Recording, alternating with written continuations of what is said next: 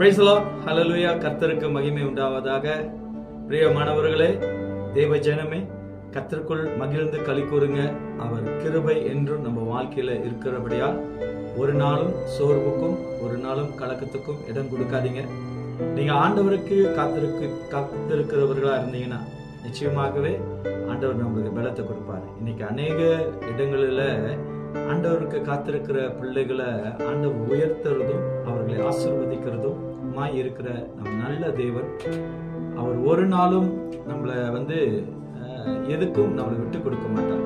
காரணம் என்ன அப்படின்னா, நீங்களும் நானும் ஆண்டவருக்கு காத்திருக்கிறபடியால், ஆண்டவருடைய வார்த்தையை விசுவாசிக்கிறபடியால் நிச்சயமாகவே தேவனுக்கு நீங்கள் காத்திருக்கும் போது தேவன் நம்மளுக்கு புதிய பலனை தருகிறவராக இருக்கிறார். ஆமென், ஹல்லேலூயா. இந்த நாளில் தேவனுடைய வார்த்தை பார்ப்போமாக. சங்கீதம் 147 அதிகாரம் 11வது வசனம் சொல்லுகிறது, தமக்கு பயந்து தமது கிருபைக்குள் காத்திருக்கிறவர்கள் மேல் கர்த்தர் பிரியமாய் இருக்கிறார். ஹல்லேலூயா. தேவனுக்கு நம்ம காத்திருக்கும் போது தேவன் நம்ம மேல ரொம்ப பிரியமா இருக்கிறார். அன்பான தேவ ஜனமே, எந்த சூழ்நிலை தேவனை காட்டிலும் உங்களுக்கு பெரிதா இருந்தாலும் அது நம்ம வாழ்க்கையில நிரந்தரம் அல்ல. அது ஒரு நாளும் நம்மளுக்கு நிம்மதி தராது. அது ஒருவேளை பொருளா இருக்கட்டும், புகழ்ச்சியா இருக்கட்டும், பணமா இருக்கட்டும், ஏன் குடும்பத்தில் இருக்கிற பந்தம் சொந்தமா இருக்கட்டும், இது எல்லாம் ஒரு நாள் தணிஞ்சு போயிடும்.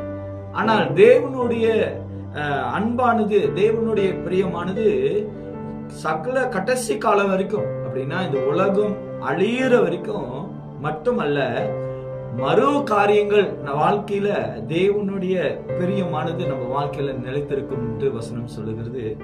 தேவனுக்கு பயந்து அவருடைய கிருபைக்குள் காத்திருக்கிறவர்களை மேல் கர்த்தர் பிரியமா இருக்கிறார் என்று சொல்லி வசனம் சொல்லுகிறது. தேவ ஜனமே, நீங்கள் எந்த சூழ்நிலை நீங்கள் போயிருந்தாலும், எது உங்க வாழ்க்கையில நிறைவா இருந்தாலும், ஆனா இயேசு கிறிஸ்து இருக்கிறாரா உங்க வாழ்க்கையில, தேவன் இருக்கிறாரா, தேவன் மேல வார்த்தையின் மேல விசுவாசமா இருக்கிற உங்க வாழ்க்கையில தேவன் பிரியமா இருக்கிறார் என்று சொல்லி மறந்து விடாதீங்க. ஒருவேளை யாராவது உங்களை நிந்தித்து உங்களை வேதனைப்படுத்தும்படி பேசினாலும் நீங்கள் அந்த வார்த்தையை நீங்கள் யோசித்து அழுவாதீங்க. நீங்க ரொம்ப பேரு மனுஷனோடு செய்த காரியங்கள், மனுஷனை பேசின வார்த்தைகளை வைத்து நினைச்சு அழுகுறாங்க. ஆனா தேவன் சொன்ன வார்த்தைய ஒரு நாளும் சிந்தித்து சந்தோஷப்பட மாட்டாங்க. காரணம் என்ன அப்படின்னா, உலக வார்த்தை அந்த அளவுக்கு மனுஷனுக்குள்ள மேன்மையா இருக்கு. ஆனா வேதம் சொல்லுகிறது,